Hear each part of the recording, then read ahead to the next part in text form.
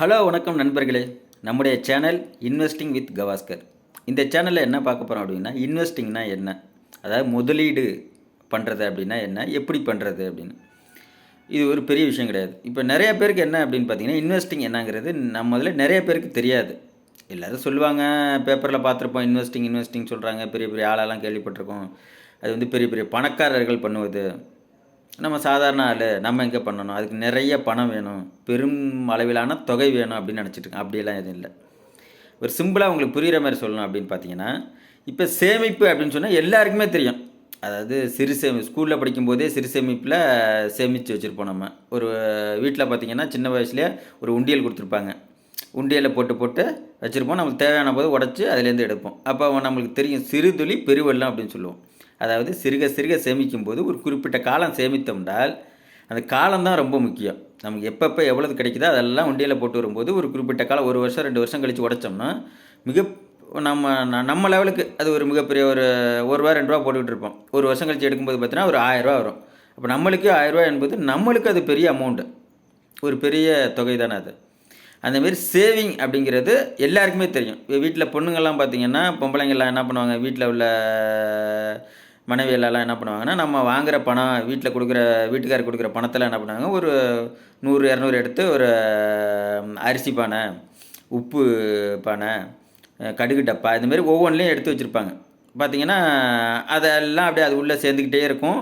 ஒரு குறிப்பிட்ட காலத்தில் எல்லாத்தையும் எடுத்து சேர்த்து பார்த்திங்கன்னா ஒரு பெரிய அமௌண்ட் இருக்கும். இப்போ வந்து வீட்டுக்காரர் வந்து ஏதோ ஒரு கஷ்டத்தில் இருக்கார், பணம் தேவைப்படுது, என்ன பண்ணுறதுன்னு தெரியலை அப்படின்னு மனைவிகிட்ட பேசுகிறாங்கும்போது அப்போ தான் அவங்க அந்த உண்மையை சொல்லுவாங்க. நான் இந்தமாரி ஒவ்வொரு இடத்துல போட்டு வச்சுருக்கேன், ஒரு டப்பாலன்னு சொல்லி. சரி எடுத்துருவான்னு பார்க்கும்போது அந்த பணத்தையெல்லாம் எடுத்து என்னன்னா, இவருக்கு என்ன பணம் தேவை இருந்துச்சோ அதை விட அதிகமாகவே பணம் இருக்கும்.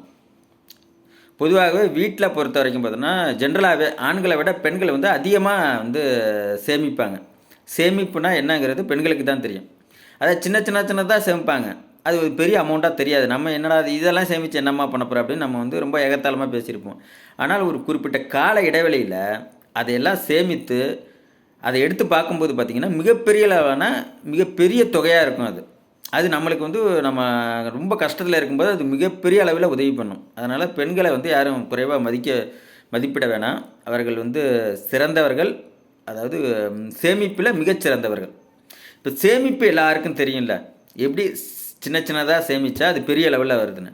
அதே கான்செப்ட் தான் இன்வெஸ்டிங்கு. நீங்கள் சிறுக உங்கள் கையில் எவ்வளவு இருக்குது, ஒரு 50 ரூபா இருக்குது, ஒரு 10 ரூபா இருக்குது, ஒரு 100 ரூபா இருக்குன்னா கூட எப்படி நம்ம சேமிக்கலாமோ அதேமாரி தான் இன்வெஸ்டிங்கும். உங்கள் கையில் எவ்வளவு இருந்தாலும் அதை அப்படியே ஷேராக வாங்குகிறோம். அந்த இருக்கிற அமௌண்ட்டுக்கு ஒரு ஷேர் வாங்குகிறோம், அவ்வளோதான். வாங்கி அதை சேர்த்துக்கிட்டே வந்தோன்னா ஒரு குறிப்பிட்ட கால இடைவெளியில் அந்த கம்பெனி நல்லா பர்ஃபார்ம் பண்ணும்போது ஆட்டோமேட்டிக்காக அந்த ஷேர் விலையும் ஏறும். ஒரு குறிப்பிட்ட காலை விட ஒரு 10 வருஷம் 20 வருஷம் கழிச்செல்லாம் நீங்கள் பார்க்கும்போது நீங்கள் எதிர்பார்க்காத அளவுக்கு, அதாவது காம்பவுண்ட் இன்ட்ரெஸ்ட் உங்களுக்கு தெரியும் எல்லாருக்கும், ஓகேவா? காம்பவுண்டிங்னா ஒரு காம்பவுண்ட் இன்ட்ரெஸ்ட், சிம்பிள் இன்ட்ரெஸ்ட்டோட காம்பவுண்டு, ஒரு வட்டிக்கு வட்டி அந்த மாதிரி போடும்போது ஒரு 10 வருஷம் கழிச்சுலாம் பார்த்தீங்கன்னா நீங்கள் எதிர்பார்க்காத அளவுக்கு பல மடங்கு பெருகியிருக்கும் அந்த அமௌண்ட்டு, ஓகேவா? இப்போ நம்ம வட்டிக்கு ஒரு இடத்துல வாங்கும்போது நம்ம எப்படி இஎம்ஐ கட்டி வட்டி கட்டி நம்ம எப்படி வீணாக போகிறோமோ, இதுக்கு அப்படியே எதிர்மறையான ரிவர்ஸான ப்ராசஸ் தான் இது. எப்படி அதில் வீணாக போகிறோமோ இதில் அதேமாரி பெரிய ஆளாகும். பணத்துக்கு முதலுக்கு வட்டிக்கு வட்டி அந்தமாரி பெருகிட்டே போகும். இதுக்கு தான் காம்பவுண்டிங் எஃபெக்ட்னு சொல்லுவோம். இந்த காம்பவுண்டிங் எஃபெக்ட் எப்படி ஒர்க் ஆகும்னா, ஒரு குறிப்பிட்ட கால மிக நெடும் கால இடைவெளி குறைஞ்சபட்சம் ஒரு 5 வருஷம் 10 வருஷம் 20 வருஷம் 30 வருஷம் நீங்கள் எவ்வளோ காலம் அதிகம் எடுத்துக்கிறீங்களோ அதை பொறுத்து இதோட காம்பவுண்டிங் வந்து மிக அதிக அளவிலான வேல்யூவை கொடுக்கும். எனவே இன்வெஸ்டிங் என்பது ஏதோ பெரிய ஆள், நிறைய நாலேஜ் வேணும், பெருமளவிலான தொகை வேணும், பெரிய அமௌண்ட் இருக்கணும் அப்படின்லாம் நினைக்காதீங்க. உங்கள் கையில் எவ்வளவு அமௌண்ட் இருந்தாலும் அதை வச்சு ஆரம்பிக்கலாம். எப்படி சிறு சேமிப்பில் கொஞ்சம் கொஞ்சமாக சேர்த்து பெரிய லெவலான சிறுதளி பெருவெல்லாம் பெரிய அமௌண்ட்டை நம்ம பெறுறோமோ அதேமாதிரி தான் இன்வெஸ்டிங்கும். உங்கள்கிட்ட எவ்வளோ அமௌண்ட் இருக்கோ அதுக்கேற்ற ஷேர் வாங்கலாம். அதேமாரி வாங்கி இன்வெஸ்ட் பண்ணிக்கிட்டே போகும்போது காம்பவுண்டிங் எஃபெக்டில் ஒரு 10 வருஷம் 20 வருஷத்துக்கு அப்புறம் பார்த்தீங்கன்னா நீங்கள் எதிர்பார்க்காத அளவுக்கு மிகப்பெரிய அளவில் பல மடங்கு உங்களுக்கு அது ஈட்டி தரும். எனவே இன்வெஸ்டிங்னா என்ன, எந்த மாதிரியான இன்வெஸ்டிங்லாம் இருக்குது, எதில் நம்மளுக்கு ஒரு குறிப்பிட்ட காலத்தில் பார்த்தீங்கன்னா சில இன்வெஸ்டிங் வந்து ஷேர் மார்க்கெட் வந்து டவுனில் இருக்கும். அந்த நேரம் பார்த்தீங்கன்னா கோல்டு பீக்கில் இருக்கும். அதுமாரி அப்புறம் ஒரு குறிப்பிட்ட காலம் பார்த்தீங்கன்னா டெட் ஃபண்டு, அதாவது கடன் பத்திரங்கள் வந்து கடனுக்கான வட்டி அதிகமாக இருக்கும். அதுமாரி ஒவ்வொரு காலகட்டத்திலும் ஒவ்வொரு விதமான முறைகள், இன்வெஸ்டிங் முறைகள் நிறைய இருக்குது. ஒவ்வொரு முறைகளும் என்னென்ன, அதை பற்றி அடுத்தடுத்த வீடியோவில் நம்ம பார்ப்போம். அந்த ஒவ்வொரு காலத்துலேயும் ஒவ்வொரு முறைகள் வந்து நல்லாயிருக்கும். அப்போ அந்த குறிப்பிட்ட கால இடைவெளியில் எல்லா இன்வெஸ்டிங் எல்லா முறைகளையும் நம்ம வந்து ட்ராக் பண்ணிக்கிட்டே இருக்கணும்.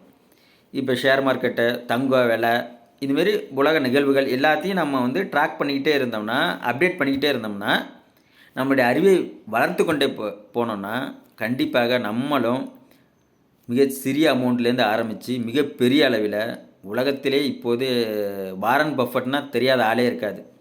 இன்வெஸ்டிங் இல்லை குரு அவர். உலகத்திலேயே இன்வெஸ்ட் பண்ணது மூலமாக மற்ற கம்பெனிகளில் இன்வெஸ்ட் பண்ணி அதை பெரிய அளவில் பெருக்கினவரில் மிகப்பெரிய ஆள் அவர். மேலே நம்மளும் ஆகலாம், ஏன் நீங்களும் ஆகலாம். நீங்கள் எல்லாருமே ஆகணும், அதுதான் என்னுடைய விருப்பம். நண்பர்கள் அனைவரும் அதுமாரி வரணும். அதுக்காக தான் எனக்கு தெரிஞ்சதை நான் உங்களுக்கு சொல்கிறேன். நான் இன்வெஸ்டிங் பண்ணும்போது என்னென்ன தப்பு பண்ணேன், அந்த தப்புலேருந்து நான் என்ன கற்றுக்கிட்டேன்.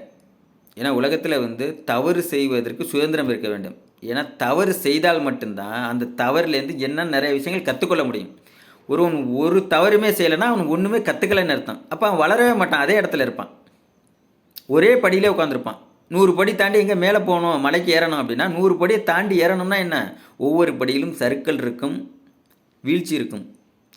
6 படி ஏறினா 4 படி குறைய தான் செய்யும். அதை பார்க்கக்கூடாது, நம்ம ஏறிக்கிட்டே முயற்சி பண்ணிக்கிட்டே இருக்கணும். அப்படி பண்ணிக்கிட்டே இருந்தால் தான் 100 படியும் தாண்டி மேலே போக முடியும். அதனால் விடாமுயற்சியை தளர விடாதீங்க. அதே நேரத்தில் நாலேஜை வளர்த்துக்கிட்டே இருக்கணும். நம்ம ஷேர் மார்க்கெட்டு, தங்கம், மற்ற எல்லா விதமான இன்வெஸ்டிங் முறைகளை பற்றி நம்ம பேசுவோம், டிஸ்கஸ் பண்ணுவோம். அந்த முறைகளை எல்லாத்தையும் நீங்கள் நிறைய பேப்பர் படித்து நிறைய நாலேஜை வளர்த்துக்கணும். உங்களுக்கு நாலேஜ் இஸ் பவர் அப்படின்னு சொல்லுவாங்க. ஏன்னா அறிவே தான் நம்மளுக்கு எல்லாமே. அறிவு தான் நம்மளுக்கு சக்தியை தரும். ஏன்னா உலகத்தில் எல்லா விதமான சொத்துக்களும் அழிந்துடும். இப்போ சொத்து வச்சுருந்தீங்கன்னா ஒரு வெள்ளம் வந்து அழிஞ்சிடலாம், யாராவது பிடுங்கிடலாம், ஓகேவா.